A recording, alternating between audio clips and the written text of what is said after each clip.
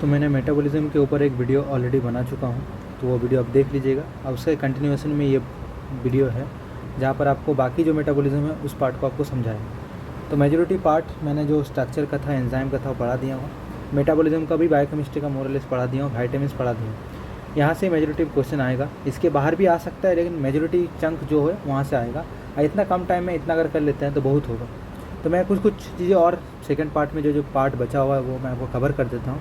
जैसे pentose phosphate pathway, तो यहाँ पर दो चीज़ें पूछा जाता है मेजॉरिटी, जो मैं एनालाइज़ किया हूँ कि ये राइबोस शुगर प्रोवाइड करता है, NADPH देता है सेल को। उसके अलावा देखिएगा कि NADPH is produce in oxidative pathway. ये दो चीज़ अगर आप याद रखते हैं, यहाँ से क्वेश्चन आने वाला है। ग्लूकोनेओजेनेसिस में क्या क्या याद रखना पड़ेगा कि नॉन कार्बोहाइड्रेट प्रिकर्सर से ग्लूकोज बन रहा है। आप बोलेगा इतना बड़ा चीज़ क्या है? बड़ा ही चीज़ है, क्योंकि नॉन कार्बोहाइड्रेट प्रिकर्सर से अगर ग्लूकोज बन रहा है रिवर्सिबल से, उसको ग्लूकोनेओजेनेसिस इसलिए किया जाता है क्योंकि बहुत सारा ऑर्गन सिर्फ ग्लूकोज के ऊपर डिपेंड होता है। जैसे ब्रेन एक ऑर्गन हो गया जिसको ग्लूकोज चाहिए, बिना ग्लूकोज का नहीं चलेगा। कहाँ होता है? लीवर में होता है। ये दो चीज़ आपको याद रखना है, यहाँ से क्वेश्चन आता है स्पेसिफिकली। ATP कैलकुलेशन जरूर याद रखिएगा, ATP कैलकुलेशन से बहुत सारा क्वेश्चन आता है। और अगर आपको पाथवे रिमेंबर करने में दिक्कत है तो आप एक डायग्राम निकाल लीजिए, आप उस डायग्राम को रिवाइज करते रहिए खुद ब खुद। ग्लाइकोजन में क्या होता है? ग्लाइकोजन डिग्रेडेशन होता है। ये क्यों ज़रूरत होता है? क्योंकि बॉडी स्टोर करके रखता है, बाद में यूटिलाइज करता है जब उसको ज़रूरत होता है। तो यहाँ पर आपको जो क्वेश्चन आपको आ सकते हैं और जो चीज़ें याद रखना है वह कहाँ होता है? लीवर मसल्स में होता है। यहाँ ये मेजॉरिटी क्वेश्चन आता है। उसके अलावा अगर पूछा तो एंजाइम क्या क्या है वो पूछ लेगा। तो glycogen phosphorylase and D branching enzyme होता है जो इनिशिएट करता है और ग्लाइकोजन को तोड़ के ग्लूकोज बनाता है। तो ये सब चीज़ पाथवे अगर आप डिटेल जानना है फिर वही चीज़ करना है, प्रिंट आउट निकालना है, या आपके पास जो नोट्स हो, या आपके पास टैब हो, या आपका मोबाइल हो, जहाँ से भी स्क्रीनशॉट लेकर रखें वहाँ से आपको रिवाइज करना है। एक ही जगह से करना है, मल्टीपल जगह से नहीं करना है, तब याद रखें। ग्लाइकोजेनेसिस मतलब ग्लाइकोजन सिंथेसिस। तो यहाँ पर दो चीज़ वही रखना है कि glycogen synthase enzyme branching enzyme होता है, जो ग्लाइकोजन सिंथेस सीरीज में लगाता है, और ब्रांचिंग करने के लिए एक ब्रांचिंग एंजाइम भी होता है। और ग्लाइकोजन बनाने के लिए एक प्राइमर की ज़रूरत होता है। जैसे PCR में प्राइमर लगता है तो उसको बोलता है ग्लाइकोजेनिन, एंड एग्जिस्टिंग ग्लाइकोजन भी काम करता है एज ए प्राइमर। तो ये आपका ग्लूकोज कार्बोहाइड्रेट का मेटाबॉलिज्म वाला पार्ट हो गया जो आप क्वेश्चन आएगा। आप लिपिड मेटाबॉलिज्म से क्वेश्चन आता है। लिपिड मेटाबॉलिज्म से क्या क्वेश्चन आएगा? मेजरली क्वेश्चन आता है बीटा ऑक्सीडेशन से। बीटा ऑक्सीडेशन इसलिए बोलता है कि बीटा नंबर कार्बन में जो डबल बॉन्ड रहता है उसको तोड़ के और फैटी एसिड ने वहाँ से वो बाकी चीज़ करते हैं। तो इस चीज़ को याद रखना है। ये सबसे ज़्यादा जो यहाँ से क्वेश्चन आता है कि कितना नंबर ऑफ फैटी एसिड था। अगर 16 नंबर ऑफ फैटी एसिड है तो उससे कितना नंबर ऑफ एसिटाइल कोएंजाइम बनेगा, और उस एसिटाइल कोएंजाइम अगर TC साइकिल में जाएगा तो टोटल कितना ATP बनेगा। इस तरह क्वेश्चन किया जाता है आपको गुमराह करने के लिए। तो ये आपको चीज़ याद रखना है। कितना आपका FADH लग रहा है, कितना आपका NADH लग रहा है, यहाँ से भी क्वेश्चन आ जाता है कभी कभी। आई होप मुझे एक्सप्लेन करने की ज़रूरत नहीं है, सब आप ऑलरेडी पढ़ के रखें। अगर पढ़ के भी नहीं रखें तो आप सिंपली देख सकते हैं, इसी ई बुक में है, नहीं तो कोई भी बुक खोलिएगा वहाँ पर आपको ये चीज़ मिल जाएगा सिंपली।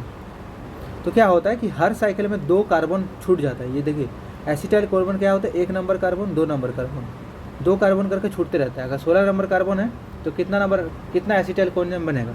8 एसिटाइल कोएंजाइम बनेगा, क्योंकि एक एसिटाइल कोएंजाइम में 2 कार्बन रह रहा है, और 16 कार्बन कंपाउंड में 8 ही एसिटाइल कोएंजाइम बनेगा।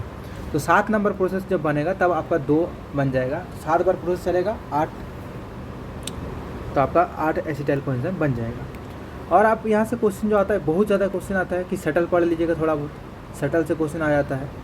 और ATP कैलकुलेशन और पाल्मिटिक एसिड बहुत जगह पूछा जाता है, सेम क्वेश्चन।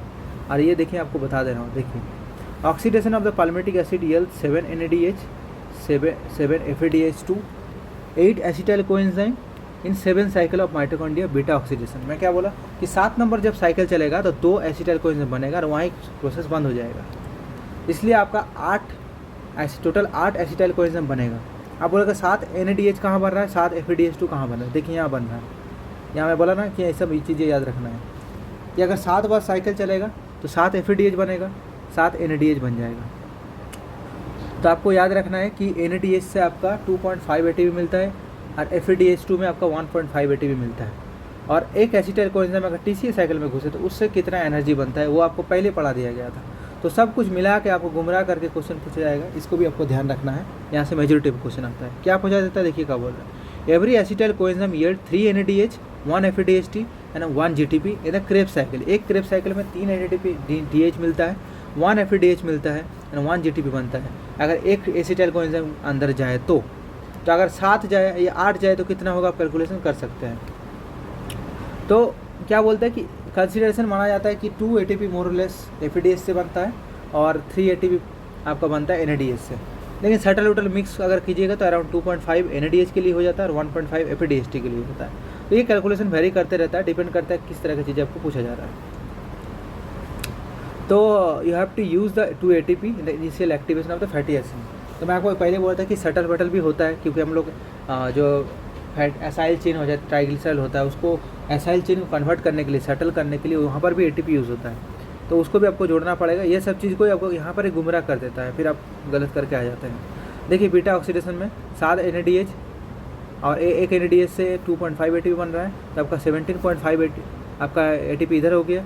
7 FADH2 से आपका कितना बना, 10.5 ATP बना, टोटल 28 हो गया। अगर क्रेब साइकिल में आपका घुसा तो एक क्रेब साइकिल में आपको पता है कि 3 NADH बनता है, 8 का 3 8 24 बन दिया।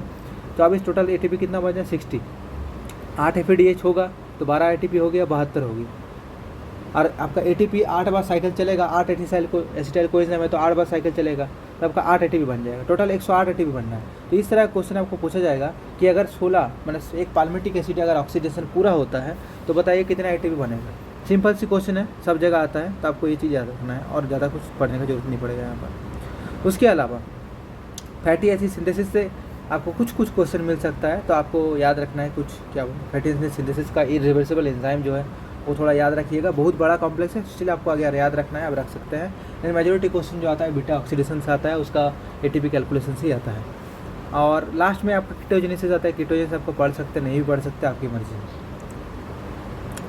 और ये आपका odd number of the fatty acid synthesis कैसे होता है, यहाँ से भी कुछ क्वेश्चन लास्ट में पूछा जाता है कि बताओ एंड प्रोडक्ट क्या होता है। जैसे आपका बीटा हाइड्रोक्सी ब्यूटारेट जो बनता है, ये सब कभी कभी पूछ लेता है। अमाइनो एसिड मेटाबॉलिज्म से आपको ज़्यादा कुछ नहीं पड़ेगा। आपको ट्रांसअमाइनेशन जो होता है वो किस एंजाइम से ट्रांसअमाइनेजेस होता है, और जो फैक्टर यूज़ होता है वहाँ से ज़्यादा क्वेश्चन आता है। जैसे पायरोडॉक्सल फॉस्फेट B6 ये यूज़ होता है, ये आपको पूछ लेता है मेजॉरिटी ऑफ क्वेश्चन में।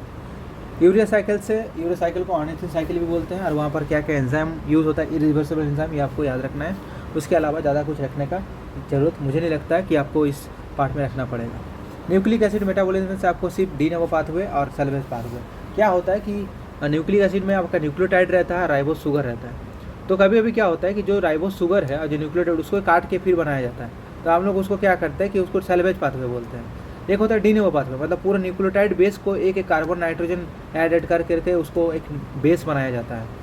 लास्ट में उसको शुगर से ऐड करके फिर हम लोग न्यूक्लियोटाइड बनाते हैं, न्यूक्लिक एसिड बनाते हैं। तो ये जो बनता है वो आपका डी नोवो पाथवे होता है, मतलब इनिशियल स्टेज से शुरू हो रहा है। और एक होता है सेल्वेज पाथवे, मतलब आपका इधर काट के मिक्स करके बनाया जाता है। इतना अगर पढ़ते हैं बायोकेमिस्ट्री से, मैं 100% गारंटी दे सकता हूँ। जो टोटल 7 वीडियो हो रहा है आपका बायोकेमिस्ट्री में, यहाँ से ही क्वेश्चन आपको बहुत सारा मिल जाएगा। और कोई दिक्कत हो, कोई प्रॉब्लम हो, आप लोग बायोकेमिस्ट्री से पूछ सकते हैं। बाकी मैं वो दूसरा मतलब चैप्टर शुरू करूँगा, बायोकेमिस्ट्री यहाँ ख़त्म करता हूँ।